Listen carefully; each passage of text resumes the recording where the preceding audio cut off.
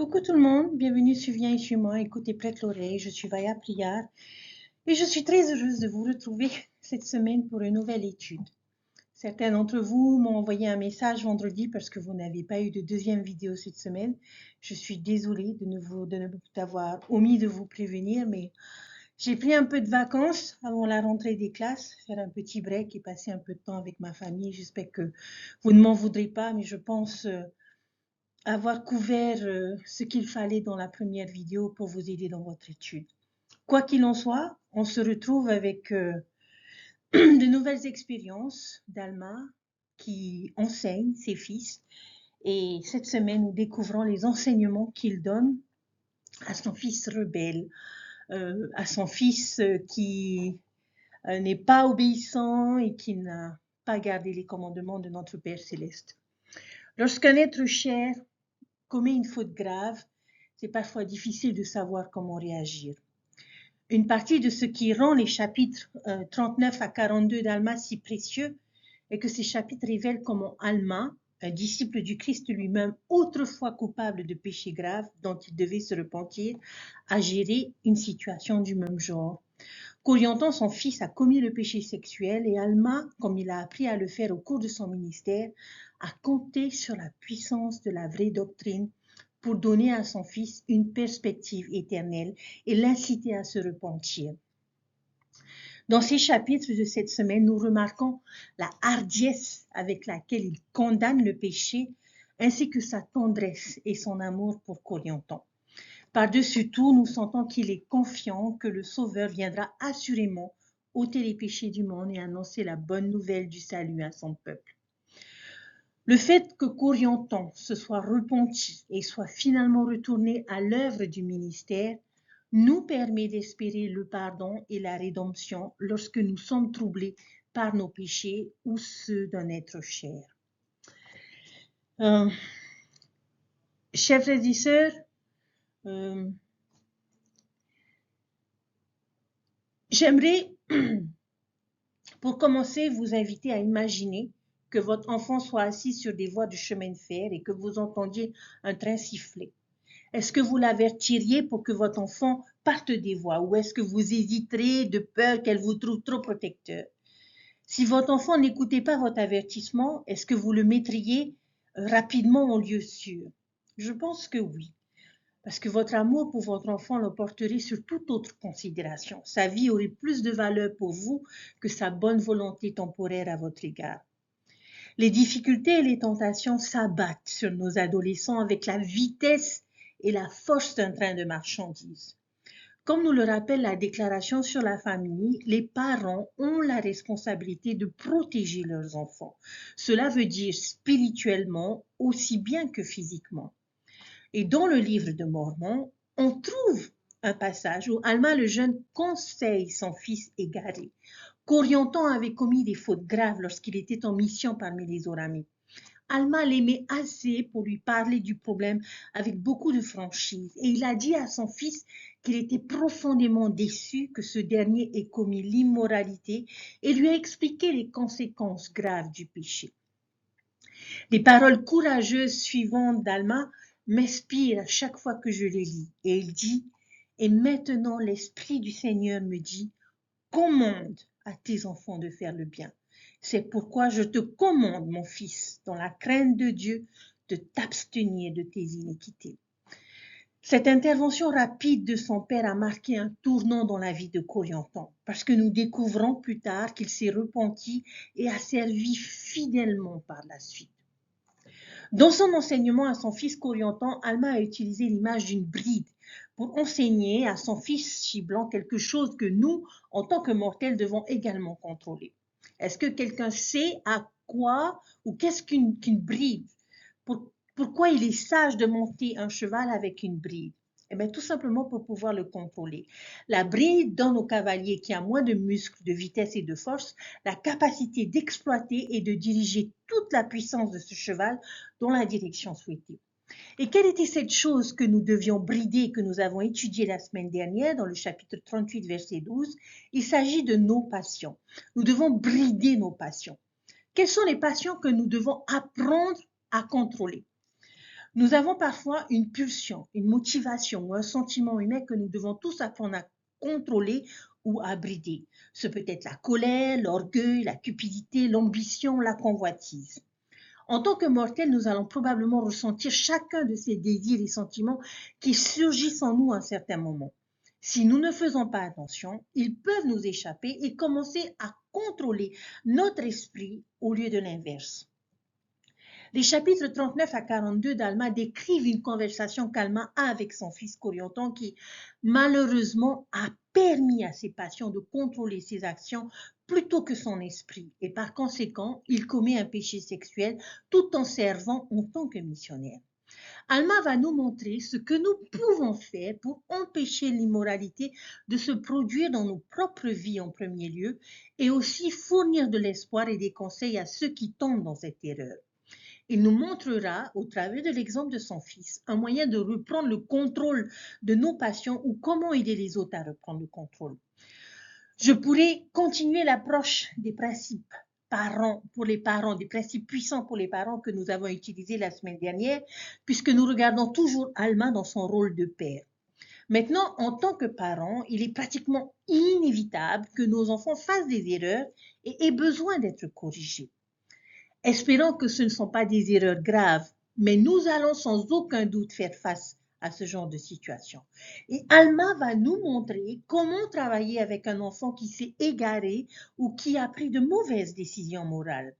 Du point de vue parental ou d'un conseil, notre prochain principe serait de les corriger avec la vérité. Et dans Alma 39, nous allons découvrir 4 étapes particulières. Nous devons les aider à comprendre où ils ont fait une erreur. Nous devons leur expliquer les conséquences à court et à long terme. Et nous devons leur montrer comment est-ce qu'ils peuvent éviter de futurs problèmes. Et enfin, le plus important, toujours leur donner de l'espoir. Alors, voyons la première étape. Pour le premier, les aider à comprendre où ils ont fait une erreur. Pourquoi est-ce qu'on voudrait commencer par cela? Pour qu'ils sachent ce qu'il faut éviter de faire pour l'avenir, pour qu'ils comprennent ce qui les a conduits à leur situation actuelle. Si jamais nous commençons à nous surprendre à penser ou à agir de cette façon, nous pouvons espérer changer de cap. Dans le verset 2, Alma lui dit qu'il n'a pas prêté autant d'attention à ses paroles que son frère. Les problèmes surgissent souvent lorsque nous ne prêtons pas autant d'attention ou suffisamment d'attention aux normes et aux commandements de Dieu que nous le devrions. Les jeunes commencent parfois à se rapprocher trop tôt dans les relations amoureuses. Ils sortent trop tôt, sortent trop sérieusement, se rapprochent trop l'un de l'autre et passent trop de temps seuls. Repousser les limites est souvent une porte d'entrée vers le péché. Les jeunes guerriers sont une bonne antithèse de cette attitude lorsque les Écritures nous disent qu'ils ont obéi à chaque mot de commandement avec exactitude. Dans Alma chapitre 57, verset 21. Ils n'ont pas esquivé leurs ordres, même un tout petit peu. Ils n'ont pas poussé les choses à l'extrême. Ils ont accordé une attention stricte aux commandements et aux conseils.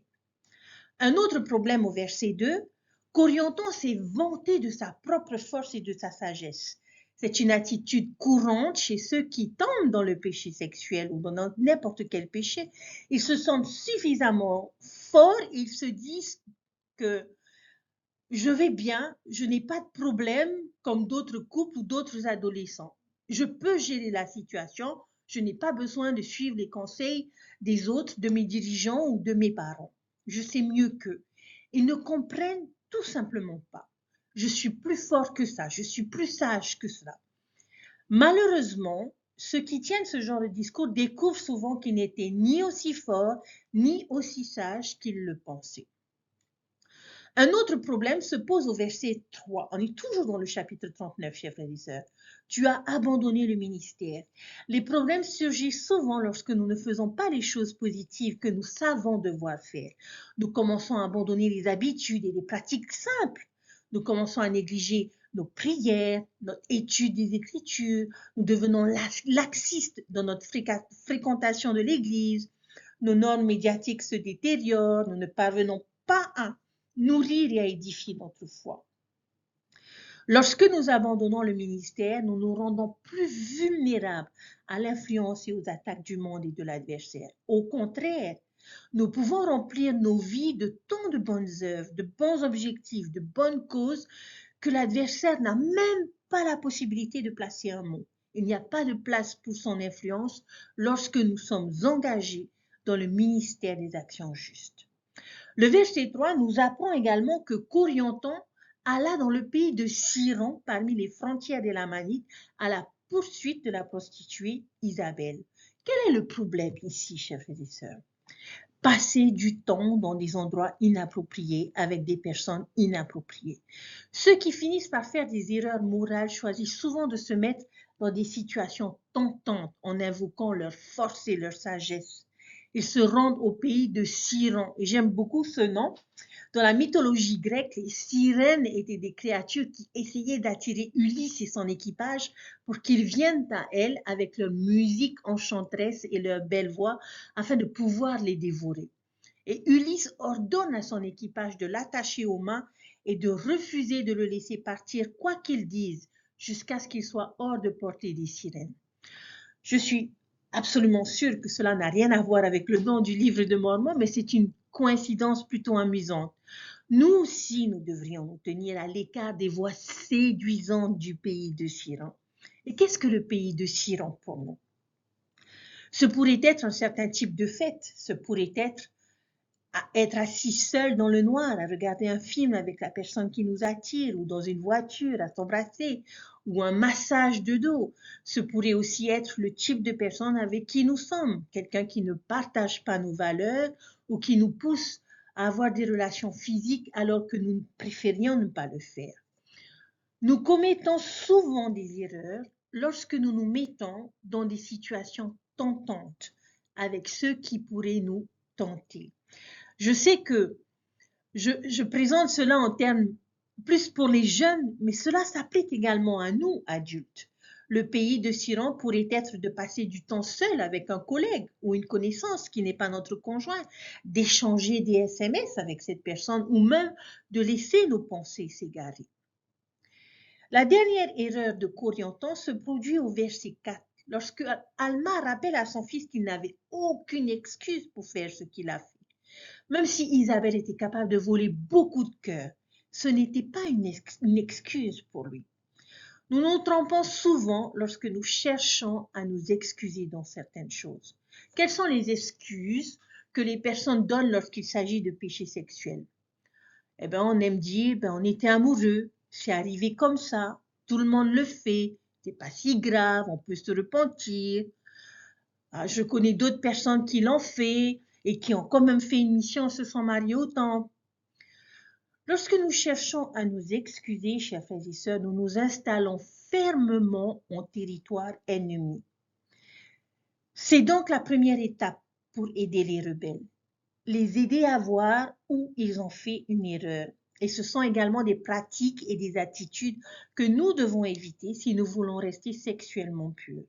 Si jamais nous nous surprenons à ne pas faire assez attention, à nous vanter de notre force et de notre sagesse et à abandonner le ministère et à nous excuser ou à passer du temps dans le pays de Siran, alors espérons-le, nous remarquerons ces signes et nous nous détournerons des dangers imminents.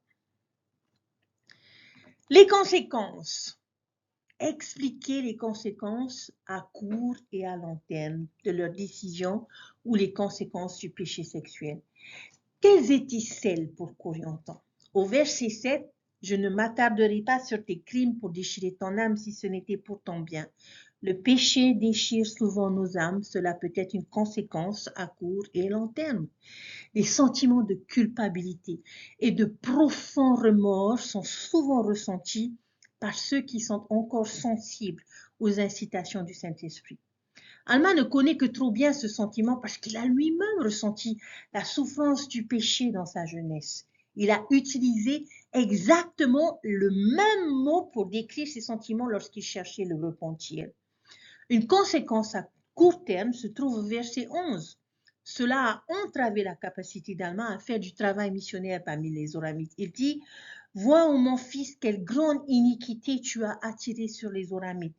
car lorsqu'ils ont vu ta conduite, ils n'ont pas voulu croire mes paroles. Parfois, l'une des autres excuses que nous pouvons donner pour nos péchés est je ne fais que me faire du mal à moi. Et je crois que c'est un vœu pieux. Nous ne prenons pas de décision dans le vide. Les effets de tout ce que nous faisons se répercutent sur la vie des autres et les touchent. Nos décisions peuvent affecter la vie de ceux qui nous prennent pour exemple, comme nos jeunes frères et sœurs, nos amis, nos enfants ou les gens de notre communauté. Nous devrions considérer l'effet que nos décisions actuelles peuvent avoir sur notre future relation ou nos enfants. Les opinions de ceux qui ne sont pas membres de l'Église peuvent être influencées par nos actions, comme c'est le cas ici avec Corianton. Les actions du fils d'Alma parlaient plus fort que ses paroles. Je suis sûre qu'il était difficile pour Alma d'enseigner aux Oramites alors qu'il pouvait le pointer du doigt et dire s'il te plaît, tu peux regarder ton propre fils, Alma, là? Mais d'abord, en ordre ta maison avant de nous dire de prendre soin de la nôtre, ce que l'on retrouve beaucoup aussi aujourd'hui dans l'Église. Qu'en est-il des conséquences à long terme? Nous ne pouvons pas cacher à Dieu nos crimes. Et si nous ne nous repentons pas, ils resteront en témoignage contre nous au dernier jour. Parfois, les personnes pensent que personne ne découvrira jamais ce qu'ils ont fait. Mais en réalité, quoi qu'il en soit, nous avons toujours un public d'au moins une personne, notre Père Céleste. Aucun péché n'est vraiment secret. De plus, un jour, nous devrons nous tenir devant Dieu pour rendre compte de nos actes. Et si nous ne prenons pas soin de ces choses maintenant, elles se dresseront contre nous au jour du jugement. Une autre conséquence à long terme, au verset 9, Alma demande à Corianton de renoncer à ces choses. Si tu ne fais pas cela, tu ne peux en aucune façon hériter du royaume de Dieu. Par exemple, notre exaltation est en jeu. Il nous incombe de nous rappeler qu'aucune chose impure ne peut hériter du royaume de Dieu.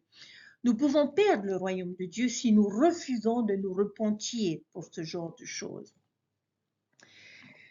Troisième étape, montrez-leur comment ils peuvent éviter de futurs problèmes. Expliquez comment empêcher que ce genre de choses ne se reproduisent à l'avenir ou comment considérer cela comme une liste de choses qui nous aideront à nous protéger de manière à éviter à commettre un péché quelconque et notamment le péché sexuel. La première chose, verset 5, ne savez-vous pas que ces choses sont une abomination aux yeux du Seigneur? Oui, le plus abominable de tous les péchés après l'effusion de sang innocent et le reniement du Saint-Esprit. Ensuite, au verset 7, on nous dit, il fait référence à ce péché comme un si grand crime. Je sais qu'il y aura des personnes qui seront un peu mal à l'aise avec cela. L'immoralité est-elle si grave? À côté du meurtre, comme le suggère Alma ici. Quelqu'un pourrait dire, ok, je comprends que le péché sexuel ne soit pas bon et qu'il vaut mieux ne pas le laisser se produire. Mais à côté du meurtre, allons, appeler cela un crime? N'est-ce pas un peu exagéré? Chers frères et sœurs, ma réponse à cela est non, c'est grave. Et je pense que c'est l'un des obstacles qui nous aidera à éviter de faire cette erreur. Comprendre la gravité du péché. Parce que c'est exactement le contraire de ce que le monde va nous dire. Le monde dit, c'est pas grave, tout le monde le fait. Tant que vous le faites en toute sécurité, tout ira bien. Le péché sexuel est cependant grave. Et pourquoi? Pourquoi Alma a-t-il mis cela dans le même sac que le déni du Saint-Esprit et le meurtre? Je pense que c'est parce que la vie est si sacrée pour notre Père Céleste. C'est pourquoi il est si grave d'enlever la vie à quelqu'un d'autre. Mais le pouvoir de donner la vie est tout aussi sacré pour lui. Et les règles qui régissent ce pouvoir doivent être prises au sérieux. Nous devons aider nos jeunes à le comprendre. Nous devons aider tout le monde à le comprendre. Les pouvoirs de procréation sont sacrés et ne doivent être utilisés qu'au bon moment et dans les bonnes circonstances. Une autre chose qui aidera, verset 9, ne poursuis plus les convoitises de tes yeux. Traduction moderne, fais attention à ce que tu regardes. Les médias que nous utilisons peuvent grandement influencer nos opinions et nos actions. Les films que nous regardons, la musique que nous écoutons, les livres et les magazines que nous lisons, les sites web que nous visitons, glorifient-ils ou encouragent-ils un comportement immoral? Dépeignent-ils une sexualité occasionnelle et la rendent-ils acceptable? Nous livrons-nous à la pornographie et attisons-nous nos convoitises? Nous devons faire très attention à ce que nous permettons à nos yeux, à nos oreilles et à notre esprit d'être influencés. Plutôt que de nous adonner à ces choses et de trouver des excuses pour expliquer pourquoi cela est acceptable, nous pouvons, comme le conseil allemand, renoncer à faire ces choses. Et renoncer signifie exercer un contrôle, placer des barrières entre nous et le péché. Oui, l'homme ou la femme naturelle en nous peut crier pour que nous cédions à nos convoitises, mais nous devons renoncer. Et j'aime qu'Alma dise qu'il prend sur lui de renoncer à faire ces choses. En tant que parents, nous ne pouvons pas faire grand-chose pour protéger nos enfants des influences immorales du monde. Nous pouvons mettre des filtres sur leur téléphone, nous pouvons les empêcher de regarder certains films, nous pouvons les familiariser avec ce qui est bon et sain afin qu'ils reconnaissent la différence. Mais en fin de compte, ils vont devoir prendre des décisions par eux-mêmes. Ils devront se donner la peine de renoncer, car je suis convaincue que peu importe les efforts que je fais en tant que parent pour les protéger, ils seront toujours exposés à la dépravation morale du monde. Les statistiques disent que peu importe ce que je fais, ils rencontreront de la pornographie à un moment donné de leur vie. Et j'espère et je prie pour qu'ils se renoncent et prennent cette décision eux-mêmes quand ce moment viendra, comme c'est le cas pour chacun d'entre nous.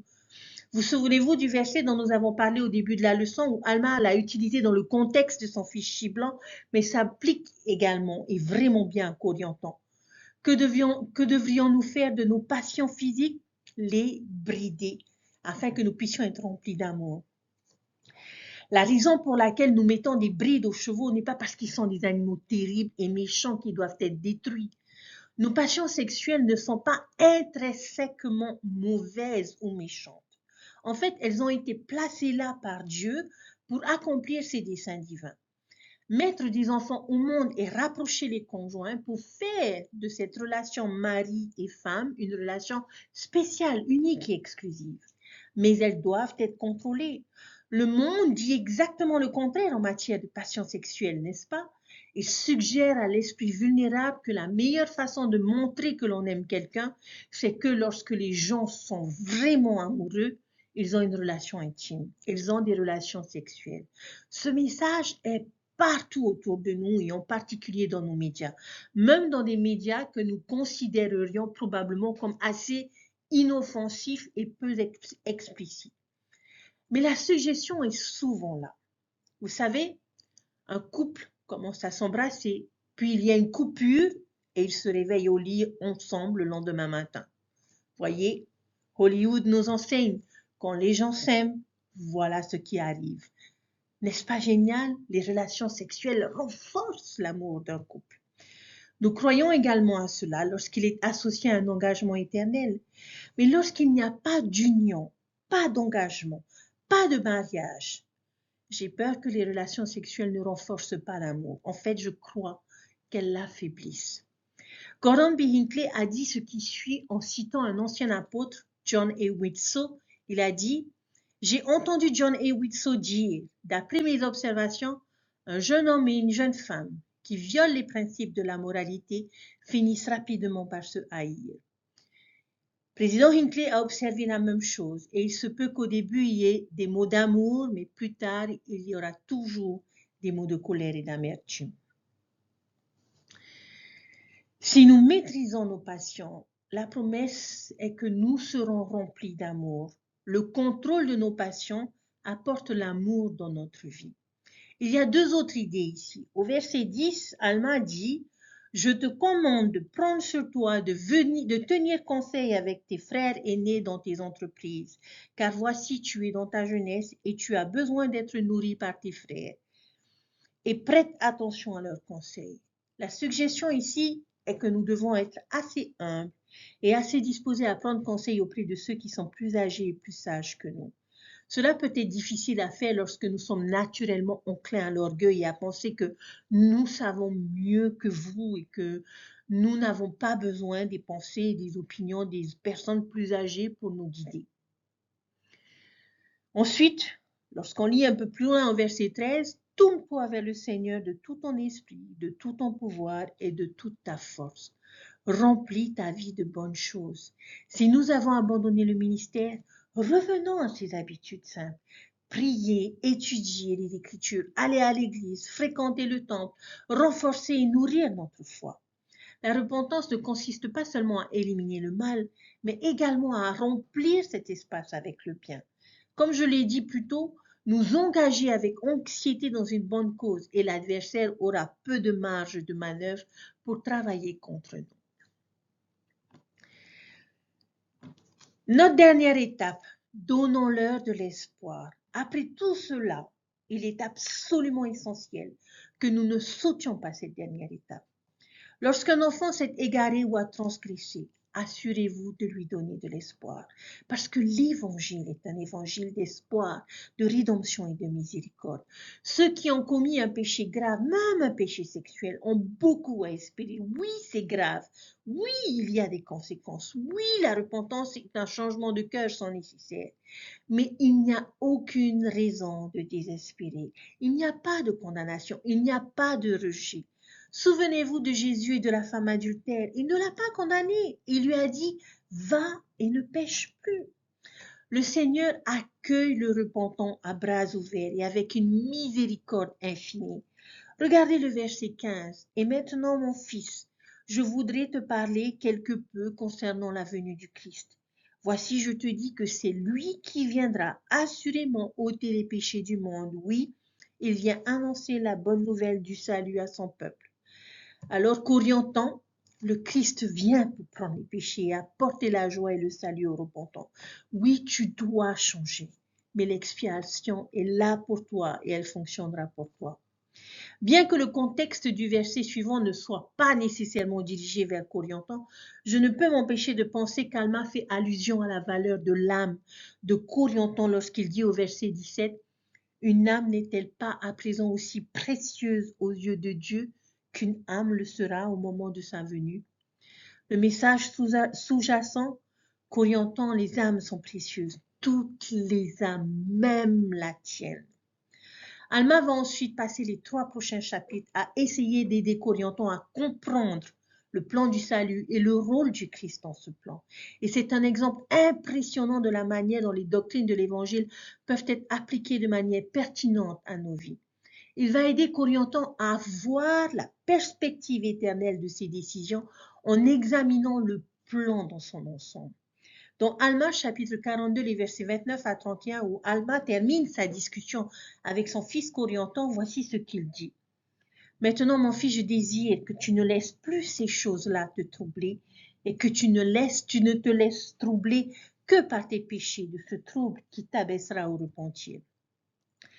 Ô mon fils, je désire que tu ne nies plus la justice de Dieu, ne t'efforce pas de t'excuser si peu que ce soit à cause de tes péchés en niant la justice de Dieu. Mais laisse la justice de Dieu et sa miséricorde et sa longanimité régner pleinement dans ton cœur et que cela t'abaisse jusqu'à la poussière dans l'humilité. Et maintenant, ô mon fils, tu es appelé par Dieu à prêcher la parole à ce peuple. Et maintenant, mon fils, va donc ton chemin. Annonce la parole avec vérité et sagesse, afin d'amener les âmes au repentir, afin que le grand plan de miséricorde ait droit sur elles, et que Dieu t'accorde selon mes paroles. Amen. Voyez comment il termine cela. Je veux seulement que tu sois troublé dans la mesure où cela te conduira au repentir. Et ensuite, accepte la miséricorde, la longanimité de Dieu et laisse ce sentiment troublant s'en aller. Ne t'accroche pas à la culpabilité. Réjouis-toi de la pureté et de la vertu que l'expiation du Christ peut te restituer. Et puis, il lui dit pas qu'il a tout gâché, il ne le renvoie pas chez lui honteux, il ne lui dit pas qu'il est souillé à jamais, qu'il n'a plus confiance en lui. Non! Au lieu de cela, il lui dit qu'il est toujours appelé à prêcher l'évangile à ce peuple. Et il fait à nouveau référence au plan du salut et nous savons qu'il utilise de nombreux noms différents pour ce plan. Le plan du bonheur, le plan de la rédemption. Mais comment fait-il ici référence à cela à la fin de son discours? Il l'appelle le grand plan de miséricorde. Alma laisse à son fils l'espoir pour l'avenir, qu'il peut se repentir, qu'il peut encore prêcher, qu'il peut obtenir miséricorde. Vous vous demandez peut-être si cela a fonctionné? Est-ce que Corrienton a changé? Oui, il a changé. Et il y a un verset qui le montre dans Alma chapitre 49, verset 30. Oui, et il y avait une paix continuelle parmi eux, une prospérité extrêmement grande dans l'Église à cause de leur attention et de la diligence avec lesquelles ils se consacraient à la parole de Dieu qui leur était annoncée par Élamon, Chiblan, Corrienton, Amon et ses frères, oui, et par tous ceux qui avaient été ordonnés par le Saint-Ordre de Dieu, étant baptisés pour la repentance et envoyés prêcher parmi le peuple. Corrienton est inclus dans la liste de ceux qui prêchent l'Évangile parmi le peuple. Corrienton s'est repenti et est redevenu un instrument puissant entre les mains de Dieu. Ceux qui commettent des péchés graves ne sont pas désespérés ou condamnés à être des citoyens de seconde classe en Sion, mais continuent d'avoir un grand potentiel pour faire le bien, pour diriger et pour influencer le royaume de Dieu. Chers frères et sœurs, le péché sexuel est grave, il y a de graves conséquences et nous devons l'enseigner à nos enfants. Mais Dieu nous a donné de sages conseils pour nous aider à les prévenir, à les préserver et à les aider à se repentir si nécessaire. Et j'aime la sagesse simple et directe de la déclaration suivante. Brider mes passions remplira ma vie d'amour.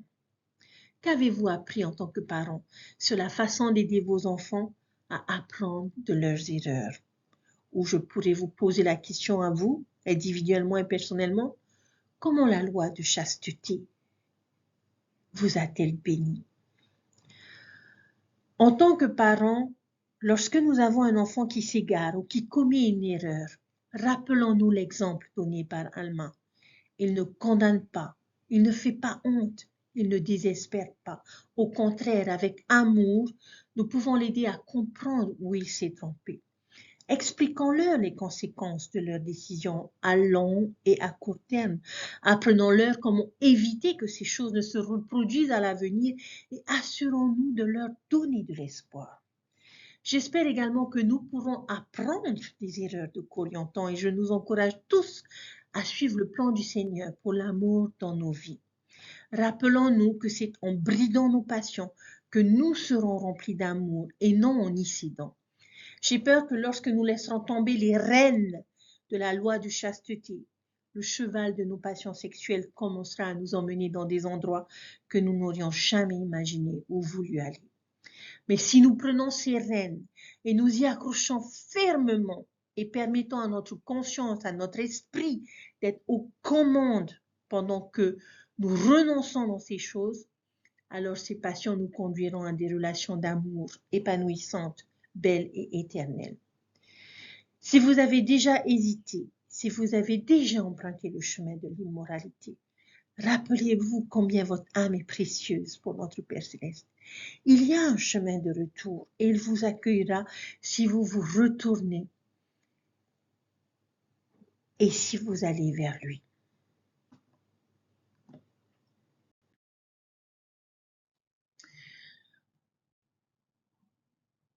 Chers frères et sœurs, aujourd'hui, nos jeunes intelligents et énergiques sont l'avenir de l'Église et pour cette raison, ils sont des cibles privilégiées de l'adversaire. Beaucoup d'entre nous, pères et mères fidèles, prient pour avoir des réponses qui les aideront à guider leurs enfants pendant ces années importantes. Être des parents courageux ne signifie pas toujours dire non. Cela demande également du courage aux parents pour dire oui aux recommandations des prophètes modernes. Les dirigeants de l'Église nous ont commandé d'instaurer des traditions justes dans notre foyer. Réfléchissons à 5 pratiques fondamentales qui sont capables de fortifier nos jeunes. La prière en famille, l'étude des Écritures en famille, la soirée familiale, le dîner en famille, les entretiens individuels réguliers avec chaque enfant, comme Alma nous l'a montré. Cela demande du courage pour demander aux enfants d'arrêter ce qu'ils sont en train de faire pour s'agenouiller en famille. Cela demande du courage pour éteindre la télévision et l'ordinateur pour guider notre famille dans la lecture quotidienne des Écritures. Cela demande du courage pour refuser d'autres invitations le lundi soir pour réserver cette soirée à votre famille. Cela demande du courage et de la volonté pour éviter d'avoir un emploi du temps trop chargé afin que votre famille soit à la maison pour le dîner. L'une des manières les plus efficaces d'influencer nos fils ou nos filles est de nous entretenir avec eux en privé, comme l'a fait Alma avec chacun de ses fils. En écoutant attentivement, nous pouvons découvrir ce qui leur tient à cœur, les aider à se fixer des buts justes et aussi leur parler des impressions spirituelles que nous avons à leur sujet. Cela demande du courage pour les écouter et les conseiller. Essayez d'imaginer ce que la génération montante pourrait devenir si ces 4 ou 5 traditions justes étaient suivies avec constance dans chaque foyer. Nos jeunes seraient comme l'armée de l'amour, invincibles. Être parent d'adolescents, chers frères et sœurs, dans les derniers jours est un rôle très intimidant. Satan et ses partisans s'efforcent d'abattre cette génération de jeunes. Le Seigneur compte sur des parents vaillants pour les élever. Parents, fortifions-nous et prenons courage et ne nous effrayons point. Je sais que Dieu entend nos prières et y répondra, et je témoigne que le Seigneur soutient et bénit tous les parents courageux. L'histoire de ce père aimant et d'un fils égaré, tiré du livre de Mormon, un autre témoignage du Christ, est un modèle, un exemple. Notre étude cette semaine nous enseigne que chacun de nous a un Père céleste plein d'amour et que grâce au plan de rédemption du Père, les personnes qui trébuchent et qui tombent ne sont pas rejetées à jamais. Et comme sa joie est grande pour l'âme qui se repent. Et moi, le Seigneur, je ne puis considérer le péché avec la moindre indulgence. Néanmoins, celui qui s'est repenti de ses péchés est pardonné. Et moi, le Seigneur, je ne m'en souviens plus. Chers frères et sœurs, pourrait-il y avoir paroles plus douces et plus réconfortantes et plus pleines d'espoir que celles des Écritures? Moi, le Seigneur, je ne me souviens plus de leurs péchés. C'est le témoignage du livre de Mormon et c'est le témoignage que je vous rends, que Dieu vit, que Jésus-Christ vit et nous aime et accepte notre repentir lorsque nous nous efforçons de nous tourner vers eux et de trouver et d'obtenir leur miséricorde. Ils nous l'accorderont. Je nous encourage, chers frères et sœurs, dans notre rôle en tant que parents, dans ce monde si spécial qui entoure nos enfants et qui tente de les égarer et de les éloigner du chemin des alliances. C'est pas facile. Comme je l'ai souvent exprimé, ce n'est pas facile de respecter le libre arbitre de nos enfants. Mes chers frères et sœurs, il y a de l'espoir et nous avons la responsabilité d'enseigner nos enfants comme Alma l'a fait à son fils Coriantan et leur dire ce qui ne va pas, leur faire comprendre les conséquences de leur choix aujourd'hui, de manière à ce qu'ils puissent ouvrir les yeux, ouvrir leur cœur et revenir avec nous sur le chemin des alliances. Et je prie que le Seigneur nous donne la force, la sagesse et les mots nécessaires qui sauront toucher le cœur de nos enfants. J'aime cet évangile et combien je suis reconnaissante pour ce livre précieux qu'est le livre de Mormon. À l'école du dimanche aujourd'hui, quelqu'un fait part de ce que peut-être beaucoup pensent, qu'il n'est pas toujours facile de lire le livre de Mormon tous les jours et d'accorder du temps à la méditation et à l'étude des Écritures. Chers frères et sœurs, si nous nous abstenions de manger tous les jours, nous mourrions. Si nous nous abstenons de lire le livre de Mormon, nous mourrons spirituellement. Alors, je nous invite à faire de nos Écritures et particulièrement du livre de Mormon un festin chaque jour. Et je sais que si nous le faisons, ce moyen petit et simple, comme Alma nous l'a enseigné, nous permettra d'être de meilleurs parents et nous permettra de savoir ce que nous devons faire, ce que nous devons dire et comment agir pour sauver nos enfants. qui ont besoin d'être sauvés, ou pour les fortifier et les encourager à rester sur le chemin des alliances. Dieu nous aime et nous a confié ses enfants et nous devrons en rendre compte. Et j'espère, chers frères et sœurs, que lorsqu'il nous verra, il nous dira « Merci, bon et fidèle serviteur ». Au nom de Jésus-Christ. Amen. Je vous souhaite une merveilleuse semaine. Dans notre prochaine vidéo, chers frères et sœurs, nous parlerons de ce merveilleux plan de miséricorde qu'Alma enseigne à son fils Corianton. Lisez vos écritures, notez ce que l'Esprit vous enseigne, parce qu'il sait ce que vous avez besoin et ce que votre entourage et vos enfants ont besoin de savoir et de comprendre. Prenez soin de vous et je vous dis à bientôt. Bye!